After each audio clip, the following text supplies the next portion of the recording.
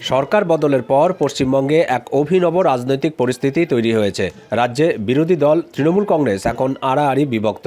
তৃণমূলের বিধায়ক হয়েও একটি পক্ষ বিরোধী দলের স্বীকৃতি পায়নি, আবার অন্য পক্ষ বিরোধীদের ঘরের বসার সুযোগ পেয়েছে।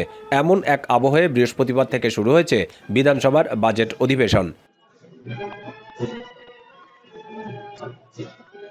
প্রথম দিনই মুখ্যমন্ত্রী শুভেন্দু অধিকারীর ঘরে ঢুকতে দেখা যায় তৃণমূলের 5 বিধায়ককে। এদিন বিধানসভায় রাজ্যপালের ভাষণ শেষ হওয়ার পর মুখ্যমন্ত্রীর সঙ্গে বৈঠকে বসেন মমতাপন্থী বলে পরিচিত 5 বিধায়ক কুণাল ঘোষ, শোভনদেব চট্টোপাধ্যায়, মদন মিত্র, অশোক দেব এবং রহিম বক্সি। সাম্প্রতিক কিছু বিষয় নিয়ে আলোচনা করতেই শুভেন্দু অধিকারীর কাছে যান তারা।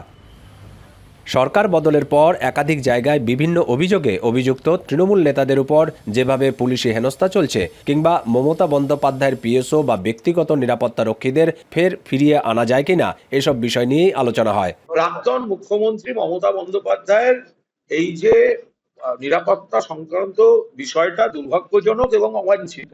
ভিটামিন ই ও সি সিরাম 8টি প্রাকৃতিক অয়েল সমৃদ্ধ লিলি সিরাম অয়েল, যা চুল পড়া কমায় মাত্র 30 দিনে। এটা ঠিক নয়।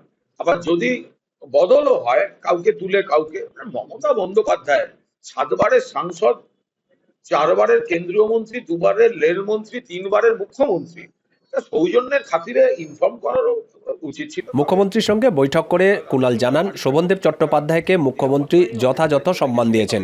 বিরোধী দলনেতার জন্য নির্দিষ্ট থাকা চেয়ারে শোভনদেবকে বসতে দেওয়া হয়েছে।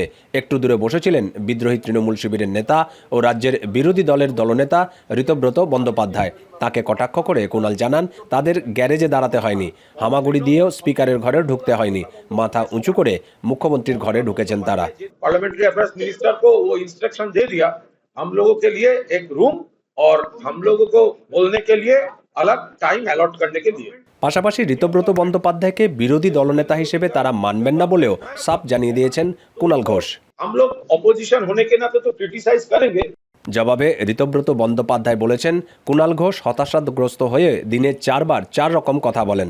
তার অভিমত, শোভনদেব চট্টোপাধ্যায় বিরোধী দলনেতার আসনে বসেছেন, তাতে তাদের কোনো সমস্যা নেই। তিনি নিজে কালেকটিভ টিমের সদস্য এবং তার পজিশনের নাম বিরোধী দলনেতা। ফার্স্ট রোতে বিধানসভার বিরোধী দলনেতার চেয়ারের পাশের সিটে ছিলেন বিরোধী পক্ষের মুখ্য সচেতক আকরুজ্জামান।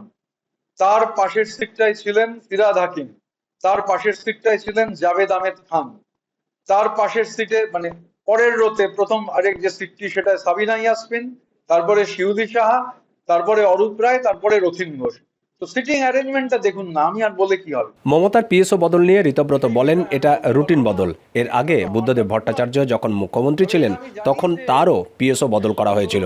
রাজ্যের অনেক প্রাক্তন মুখ্যমন্ত্রী তারা যখন প্রাক্তন হয়ে গেছেন তাদের পিএসওদেরও চেঞ্জ করে অন্য পিএসও দেওয়া হয়েছে, এটা নতুন কোনো ঘটনা নয়। দীপক দেবনাথ, এখন কলকাতা। বর্তমান মুখ্যমন্ত্রী থেকে জানা যাবে।